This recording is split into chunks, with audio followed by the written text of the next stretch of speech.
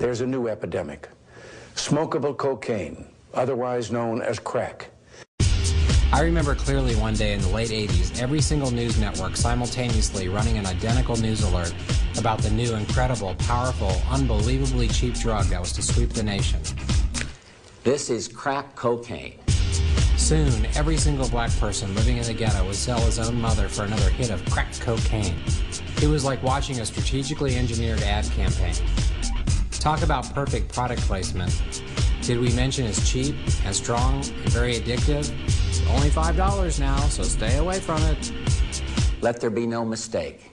This stuff is poison. Crack cocaine epidemic. Crack cocaine epidemic.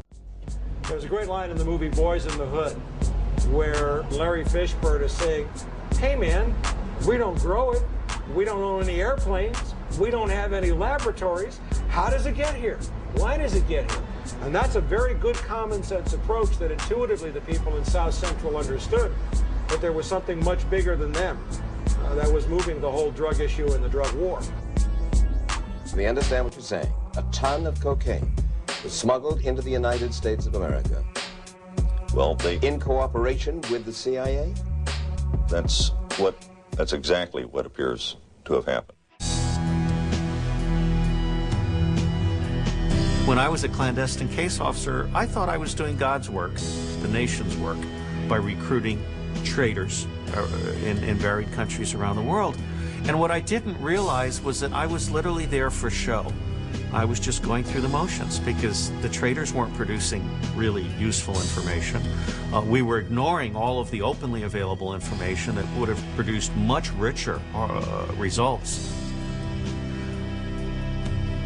Let's jump over to General Manuel Noriega in Panama.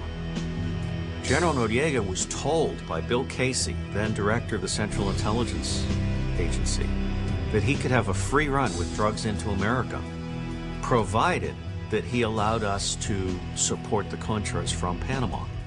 That was a straight-up deal. Now, we all know that the U.S. government and the CIA supported the Contras in their efforts to overthrow the Sandinista government in Nicaragua in the middle 80s. Now, it is alleged the CIA also helped the Contras raise money for arms by introducing crack cocaine into California. Deutsch felt he had to do something to try to deal with the outrage that was foaming all over the country at the time. And of course, it just blew up in his face. CIA fights drugs. CIA does not encourage drugs. I mean, it was actually one of the most monumental blunders of all time, if you think about it. We have no evidence of a conspiracy by the CIA to engage in encouraging drug traffickers in Nicaragua or elsewhere in Latin America. Deutsch was there because of the Gary Webb stories. The Gary Webb stories had sparked a national furor.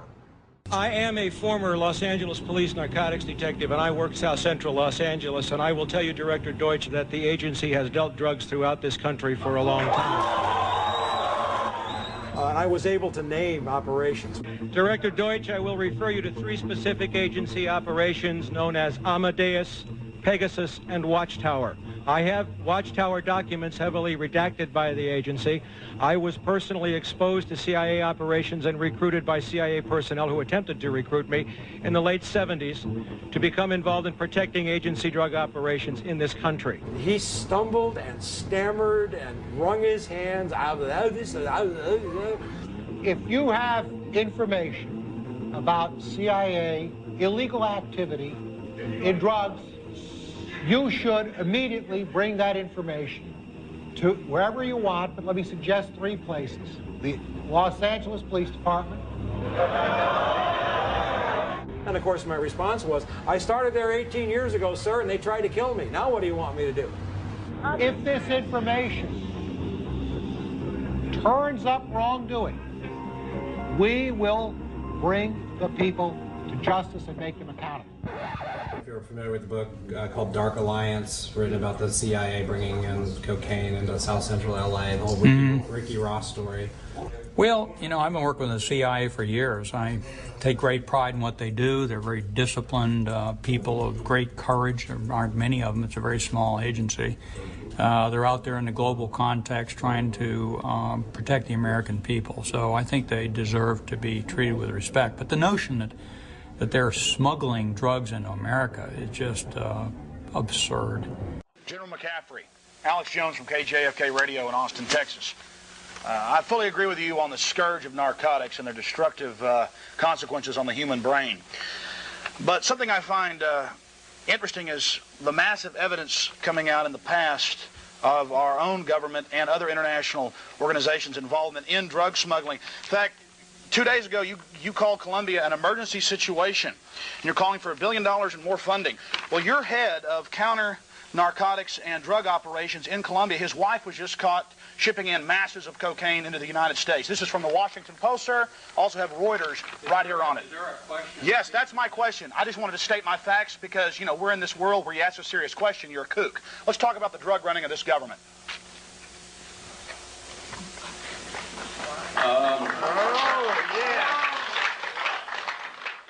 I was invited a few years ago when General McCaffrey was the drug czar to be involved in a debate. He bragged with a smile on his face that the budget for his office, namely the Office of National Drug Control Policy, was getting an increase in funding from $17 billion per year to something like $18.5 billion per year. Can you imagine how much money that is? You go to children and you say, do you remember your mom, dad, coach, teacher saying marijuana is unacceptable? If I remember hearing that, I'm not using drugs. You know, we have actually done a terrific job in the United States reducing drug abuse. It's down from 14% of the population past month to 7%. And if you expect somebody that controls that much money to be in favor of change, look again. Of course not, because money is power. Our problem isn't that we use too many drugs. Our problem is we've got too much money. Most people today cannot even tell you the name of our current drug czar who works under the Bush administration. We want to expand drug treatment courts that find people who are in trouble with the law because of their addiction and give them an opportunity to not just to pay their debt to society, but to get clean and sober. Our viewpoint and our funding was to enhance prevention and education. On all of the drug czars since McCaffrey, or since Bill Bennett, who was the first one under these circumstances, they all do the same thing, they all talk the same way, they all give lip service to drug treatment, but when it comes down to it and the rubber meets the road, the only money that is spent is for incarceration. The reason why we don't hear about the drug czar, and by the way, the drug czar is the son of General Vernon Walters, who was a great CIA hand during Iran-Contra, a great CIA player. John Walters is his name. We don't hear about it now because the drug business is doing exactly what it's supposed to do. The drug money is flowing, people are going to jail, the money's going through Wall Street, people are happy, it's not out of control, and everybody's looking the other way. And that's exactly the way they need it to be because they cannot sustain not only the U.S. economy, but they cannot sustain the U.S. empire, the American empire, without those drug flows. The amount of heroin reaching U.S. shores seems to come in cycles, but nothing in past history can compare to the influx experienced in the wake of the new war on terror. It's very important for the American taxpayer to understand that Afghanistan was producing virtually no heroin under the Taliban and is now responsible for 80% of the heroin coming to the United States and the Western countries. Now, we invaded Afghanistan right after 9/11, secured the country in November. Just by coincidence, the planting season for the opium poppy is November, and you harvest in late May and early June. Former DEA agent Celerino Castillo served in the DEA, where he helped to eradicate vast poppy fields. When the Taliban was in Afghanistan, they were what they were, but they were definitely against opium crops cultivation. And a lot of it was destroyed. We secured the country just in time to release a whole bunch of opium warlords from prison. It was in the news.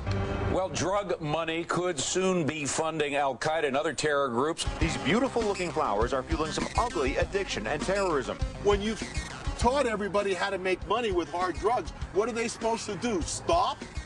Police don't bother them. The U.S. military has other priorities. So within this past year that the U.S. government has control of Afghanistan, why is there a major crop of heroin that's going to be coming into the U.S. or has come into the U.S.? If you quit drugs, you join the fight against terror in America. When you have a government that promotes drugs to get their agendas across in Central America and South America, in Southeast Asia and Southwest Asia, and then puts its own people in jail for using them, are you really living in a free country? I've had 2 sitting congressmen tell me this. Jim, you're right. Most people in Washington realize that the war on drugs is not winnable, but it's eminently fundable. And people in government bureaucracy are addicted to the drug war funding.